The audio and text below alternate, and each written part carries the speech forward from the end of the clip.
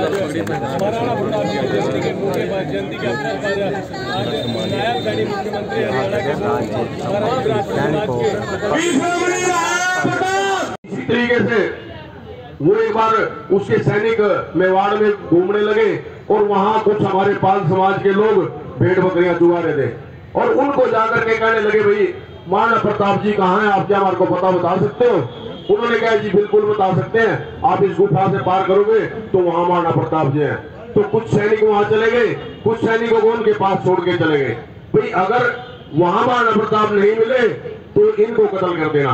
और जब वो उधर जाते हैं वहां महाराणा प्रताप की वीर सेना होती है, उन सबको मार देती है। और जब वो वापसी कुछ भाग के वापसी आते हैं तो देखते हैं जो सैनिक वहां थे वो हमारे पाल समाज के लोगों ने उनको भी सबको ध्वस्त करके वहीं ढेर किया हुआ था।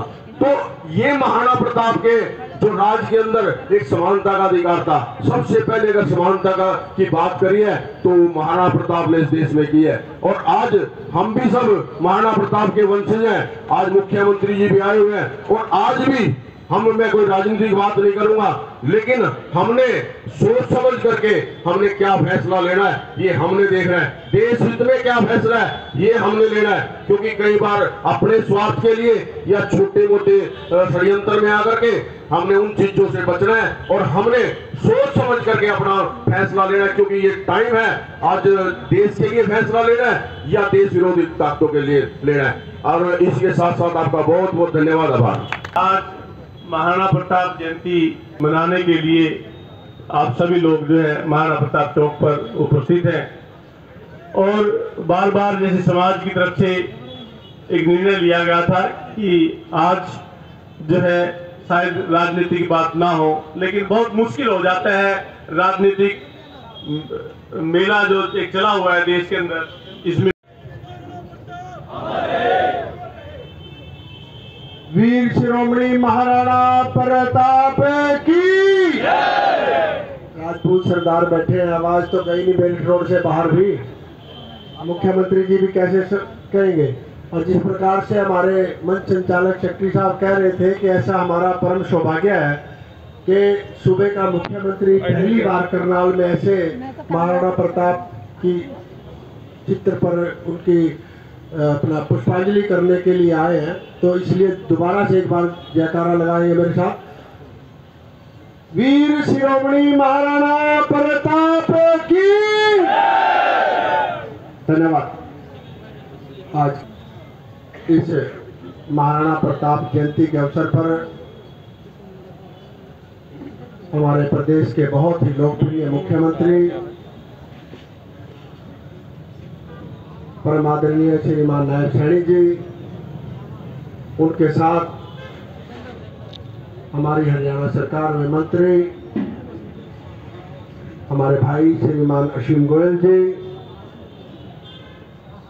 हमारे करनाल राजपूत सभा के अध्यक्ष आदरणीय हमारे भाई डॉक्टर एलपी सिंह जी,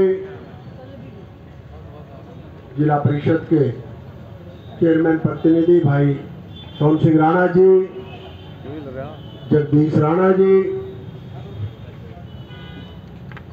निवर्तमान मेयर बहन रेणुबाला जी, जगमोहन आनंद जी, संजय पटला जी, कविंदर जी, हमारे राजपूत सभा के युवा के जिला के अध्यक्ष भाई गुरदीप जी, उपाध्यक्ष कुलदीप जी, प्रवीण जी सरपंच, अनिल जी, अक्षय जी। पहले तो मैं आप सब की तरफ से माननीय मुख्यमंत्री जी का यहाँ पहुंचने पर हार्दिक अभिनंदन करता हूँ, स्वागत कर रहा हूँ। तालियों की गड़गड़ाहट के साथ माननीय मुख्यमंत्री जी का अभिनंदन करें, स्वागत करें।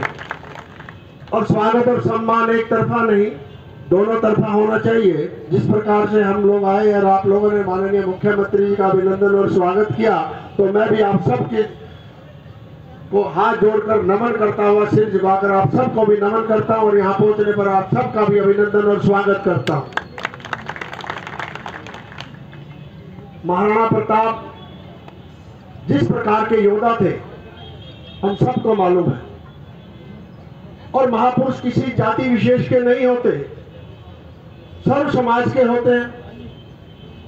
और ऐसे महापुरुषों की वजह से और संतों की वजह से जिस प्रकार से हमारे देश की संस्कृति है, हमारे देश की सभ्यता है और जिस विचार को लेकर हमारा देश चल रहा है वो हम सब जानते हैं। इसीलिए हमारे देश में जो कि पूर्वजों के सम्मान के लिए मैं बात करूं, भारत एक ऐसा देश है जिसको भारत माता की जय का जयकारा लगाया जाता है। आपने कभी नहीं सुना होगा कि अमेरिका माता की जय का जयकारा किसी ने लगाया हो। किसी ने नहीं सुना होगा कि ऑस्ट्रेलिया माता की जयकारा किसी ने लगाया हो। किसी ने भी आज तक कनाडा की माँ का जयकारा किसी ने नहीं सुना होगा।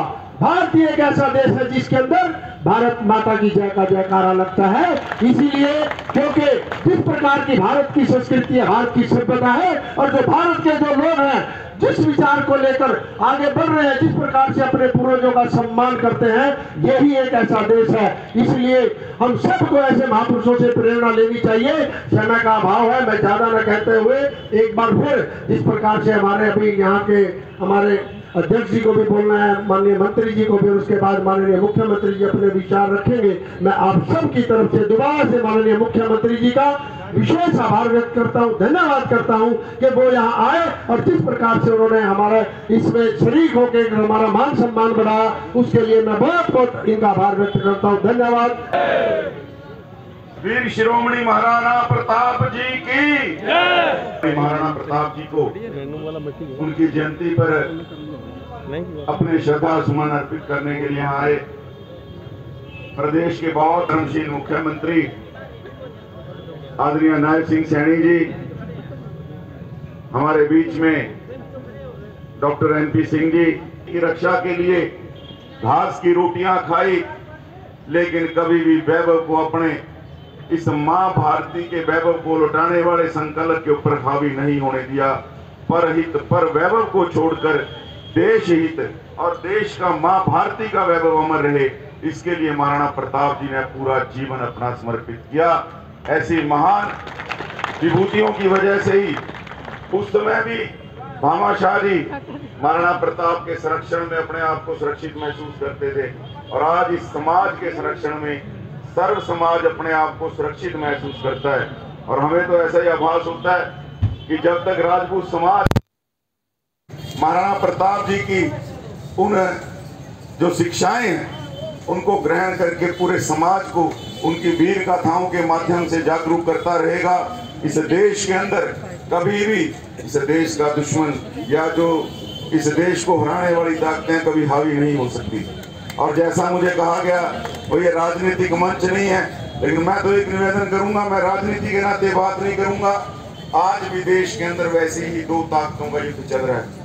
आज भी एक तरफ देश के निर्माण को आगे रख के उस मां भारती के वैभव को परम वैभव तक पहुंचाने के लिए कुछ ताकतें काम कर रही हैं जो देशभक्ति की मिसाल है, और कुछ जयचंदों का टोला इस देश को अपने निजी स्वार्थों के नाते खोखला करना चाहता है। तो मैं तो इस वीर समाज के आगे, सर्व समाज के आगे यही विनती करूंगा कि राष्ट्र निर्माण वाली ताकतों के अंदर जो एक बड़ा यज्ञ चल रहा है उसके अंदर अपनी आहुति डालकर राष्ट्र निर्माण की भावना को और बलवती करें। इतना ही निवेदन आपके चरणों में करना था। आप सबका बहुत बहुत धन्यवाद। राष्ट्र की उन्नति के लिए कार्य करता है, फिर भी समाज के लोगों को दुख होता है जी, उनको जो है अवहेलना की जाती है। हर कार्य के लिए समाज के व्यक्ति की अवहेलना की जाती है और उम्मीद करते हैं कि आप लोगों के मन में थोड़ा सा ये बना रहे, ये प्यार बना रहे, ये स्नेह बना रहे इस समाज के प्रति, जो समाज हमेशा से आप लोगों के साथ करने से कंधा मिलाकर के कार्य करता है, काम करता है, उनकी भावनाओं को भी थोड़ा समझने की कोशिश किया करें। इस मंच के माध्यम से मैं तो यही अनुरोध कर सकता हूँ। इसी बीच में मैं सरपंच बलजीत जी से